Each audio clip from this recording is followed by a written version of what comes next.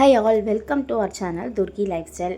இன்றைக்கி நம்ம வ்ளாகில் வந்து ஒரு டெசர்ட் ரெசிபி தான் பார்க்க போகிறோம். ரொம்ப நாளாகவே இன்ஸ்டாகிராமில் ட்ரெண்டாக போயிட்டுருக்க அந்த திரமுசு தான் பார்க்க போகிறோம். ஸோ நான் எங்கள் வீட்டுக்கார்கிட்ட சொன்னேன் இதை செய்யலாம் அப்படின்னு சொல்லிட்டு. ஸோ அவருக்குமே குக்கிங்கில் வந்து ரொம்பவே இன்ட்ரெஸ்ட்டுன்றதுனால டக்குன்னு செய்ய ஸ்டார்ட் பண்ணிட்டார். இதுக்கு என்ன தேவையான பொருள் பார்த்திங்கன்னா, ரஸ்க்கு, பன்னீர். ஸோ இந்த பன்னீரில் வந்து நம்ம இந்த மாதிரி அரைச்சி எடுத்துக்கணும். க்ரீம், அதுக்கப்புறம் வந்து பன்னீர், இது எல்லாமே போட்டு நல்லா அரைச்சி மிக்ஸ் பண்ணி ஒரு க்ரீம் பதத்துக்கு எடுத்துக்கணும். நெக்ஸ்ட்டு வந்து ஒரு ஹாட் வாட்டரில் வந்து காஃபி தூள், என்ன காஃபி பவுடர் வேணாலும் நம்ம எடுத்துக்கலாம், என்ன டேஸ்ட் கிடைக்குமோ அதை டிப் பண்ணி என்ன பண்ணணும் அப்படின்னா, ரஸ்க்கு வந்து ஒரு நம்மளுக்கு அதுக்கான கண்டெய்னர் இந்த மாதிரி ஒரு பவுல் வேணும்.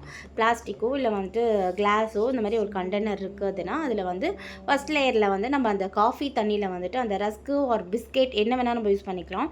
ஸோ அதை டிப் பண்ணி இந்த மாதிரி ஒரு லேயர் போட்டுவிட்டு நெக்ஸ்ட்டு வந்து நம்ம அரைச்சி வச்சுருக்கோம் பார்த்திங்களா, அந்த பன்னீர், ஃப்ரெஷ் க்ரீம், அதுக்கப்புறம் வந்து நம்ம ஸ்வீட்னஸ்க்கு வந்து ஒரு சுகரோ இதை வந்துட்டு ப்ரௌன் சுகர், ஒயிட் சுகர், அதுக்கப்புறம் ஹனி, ஸோ நம்ம எது வேணாலும் ஆட் பண்ணிக்கலாம் ஸ்வீட்னஸ்க்காக. ஸோ அந்த பேஸ்ட்டை வந்து ஒரு லேயர் போட்டுக்கலாம். அகைன் வந்து அந்த ரஸ்கில் வந்துட்டு அந்த காஃபி தண்ணியை வந்துட்டு நம்ம டீப் பண்ணி திருப்பி ஒரு லேயர்.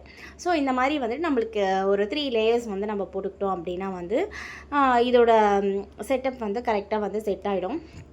இதை வந்து நம்ம ரெஃப்ரிஜரேட்டரில் வந்து ஃப்ரீஸ் பண்ணி எடுக்கணும். ஒரு 3 to 4 hours வந்து ஃப்ரீஸ் பண்ணி எடுத்தோம் அப்படின்னா வந்து அழகாக நம்மளுக்கு வந்து ஒரு கேக் மாதிரி வந்துடும். இது வந்து இதில் வந்து நமக்கு இந்த டேஸ்ட்டே தெரியாது. பன்னீர் போட்டிருக்கோம் அப்படின்ற டேஸ்ட்டே தெரியாது, ரஸ்குனுடைய டேஸ்ட்டு தெரியாது. மேலே என்ன லேயர் போட்டிருக்கோன்னு பார்த்தீங்கன்னா கொக்கோ பவுடர் தான் போட்டிருக்கோம். ஸோ நாங்கள் கொஞ்சம் எக்ஸ்ட்ராவே போட்டுட்டோம். இந்த கொக்கோ பவுடர் போட்டிங்கன்னா இன்னும் நல்லா டேஸ்ட்டாக இருக்கும்.